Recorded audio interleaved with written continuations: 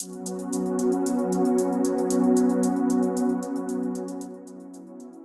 Wright State University is located at Dayton, Ohio, and which is just 5 minutes to the Wright-Patterson Air Force Base. And the name is after the Wright brothers. And we have about like 18,000 students enrollment in this university. Primarily, my funding from the Department of Defense, and most of them are from the Air Force.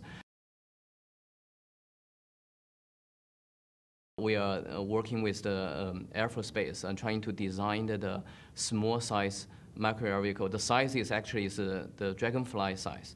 So, but in order to make it fly, it's not easy because at this kind of size, you cannot just use the conventional aircraft design idea to design your micro-size UAV. So you have to go to the nature, find the answer.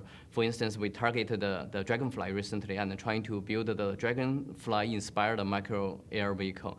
But in order to replicate something in nature, that's not an easy job to do. So we use ANSYS for studying the structural properties of the insect wing.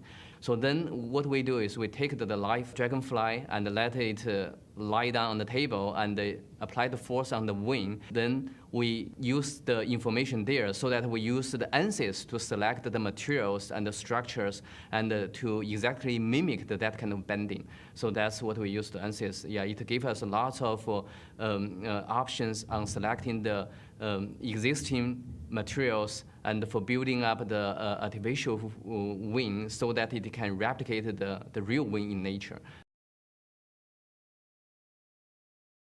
The unmanned air vehicle is a very large topic in the Air Force study because it involves lots of engineering problems like mechanical engineering and materials engineering and electrical engineering. There are lots of things. But the part of what I am working on using ANSYS is including two parts.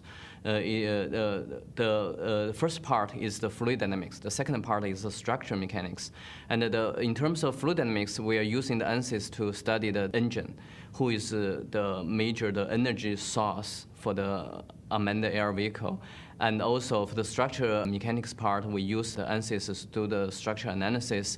And also we use that one for the design the smaller UAV, and also the assist the students for doing the senior design, so on and so forth. What ANSYS helped us, okay, you might have 100 design plans.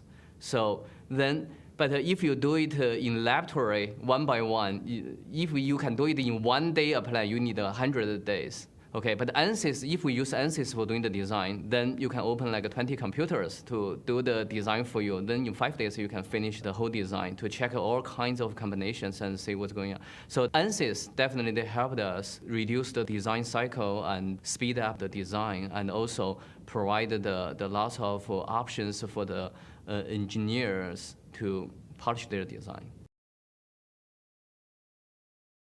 ANSYS definitely is leading this kind of simulation software, this market, because they have so many choices for the researchers and engineers to use for doing their design, and they also have lots of innovative thoughts, and they put them in the products like Workbench.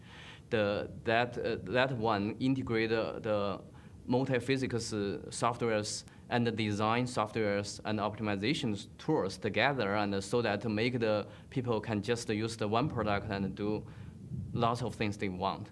So in terms of leadership and the innovation and productive, yeah, definitely the ANSYS is doing the very good job.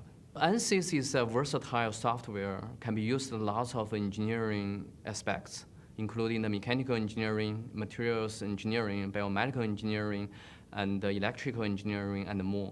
And its options to the researchers, to the engineers, and also its capabilities of solving those kind of real engineering problems give the user lots of choices, and so that it's a dominant software in the engineering applications.